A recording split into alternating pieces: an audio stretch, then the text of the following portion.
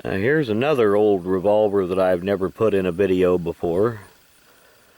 This is a Smith & Wesson model of 1905 .32 center fire, which is Winchester Center Fire 3220, which has approximately the same power as a .38 Special. And let me get a round here to show you. See if I can get this up here. It's a little bottleneck case.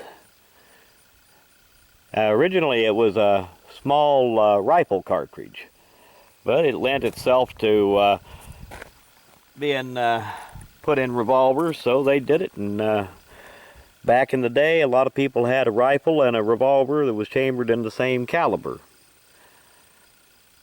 So I'm going to try a few shots with it here.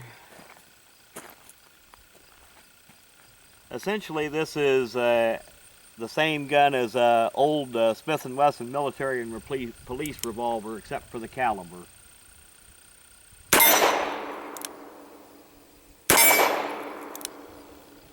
Built on the K-frame.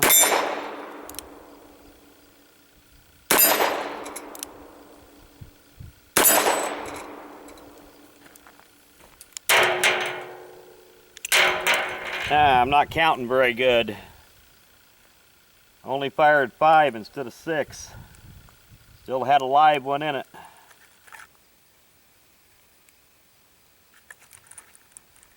Well, that's all right. We'll shoot it this time around. The 3220 cartridge is loud, but it's, like I said, it's about the same power as the .38 Special.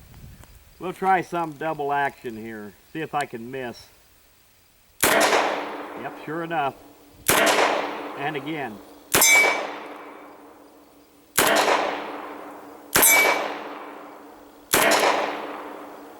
But these older Smith & Wessons had a fairly heavy double action trigger pull.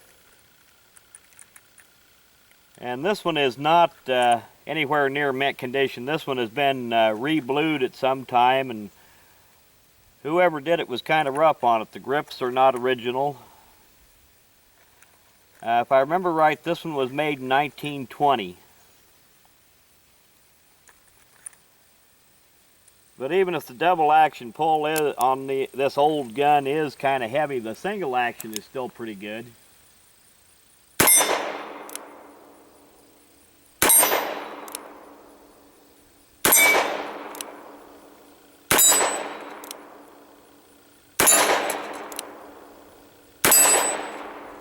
No problem there at all. And when I get home, I'll add some more onto this video, tell you a little bit more about this gun. This is the Smith & Wesson model of 1905 in .32 Winchester Center Fire, or 3220. And essentially it's the same gun as the Smith & Wesson military and police K-frame. This particular one was made in 1920, and it has been re-blued, and it's an old re-blue that a lot of it has been worn off since the re-blue.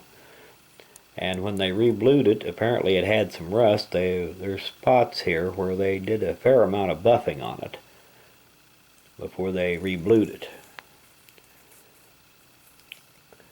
And if you notice,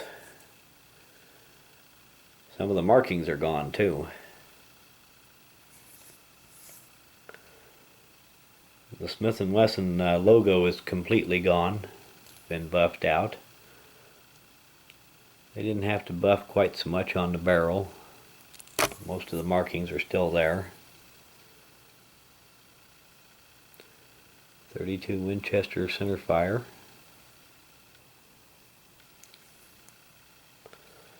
And of course the address is completely gone too. May have been mistreated in the past when they did all the buffing on it, but it's still a reasonably good shooter. And unlike Smith & Wesson, more modern Smith & Wessons, this one, the older ones had a much heavier trigger pull, double action trigger pull than modern ones do. That's pretty heavy. But like modern Smith & Wessons, the single action pull is nice and light.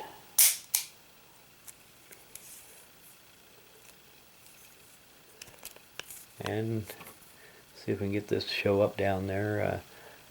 I didn't bother to bring up a cartridge. I think I already, if I remember right, I showed you a cartridge already. It's a little bottleneck cartridge. The 32 Winchester Center Fire was originally intended as a small rifle cartridge. They were often chambered in some of the smaller action, lever action Winchester rifles. And they started chambering revolvers in the same cartridge. Quite a few of the Colt revolvers, the single action Army and the early double action revolvers by Colt were often chambered in this caliber. And as far as I know, this is the only one that Smith & Wesson chambered it in. There's also several variations of this one, of the model 1905, and then the previous model 1902, which there's extremely little difference between them. But these were made up until about World War II, I think, when they quit making the 3220 in Smith & Wessons. And of course, this is not the proper grips for this gun. Probably was changed out when it had the reblue done. But anyway, I thought I'd give you a quick look at it. And want to do an end of video shout out.